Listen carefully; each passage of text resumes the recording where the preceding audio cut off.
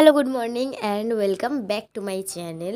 আজকে সকাল সকাল ঘুম থেকে উঠে একদম ফ্রেশ ট্রেশ হয়ে লক্ষ্মী মেয়ের মতন এক কাপ কফি বানিয়ে নিয়েছি, কারণ কফি বা চা ছাড়া এখন আমার চলেই না। মাথা ভীষণ যন্ত্রণা হয় নেক্সট কাজগুলো করবার জন্য। এটা আমাকে অনেকটা পরিমাণে এনার্জি দেয়। দেন তারপরে বাড়িতে বেঁচে যাওয়া একটা ক্রিসপালও ছিল রাতের বেলা, যেটা তুষার আমাকে এনে দিয়েছিল। ওটাই খেয়ে সকালবেলা নিজের কাজবাজগুলো উদ্ধার করছিলাম। আর অনেক দিন ধরে আমার মোমো খেতে ইচ্ছা করছিল, আমিও বললাম বলে ভাইও রেডি হয়ে গেল। তাই জন্য স্টাফিংটা বানিয়ে নিয়ে ভালো করে আমি হেয়ারটাকে অয়েলিং করছিলাম, বিকজ মাথা যন্ত্রণা সারানোর জন্য এটাও খুব ভালো একটা উপায়।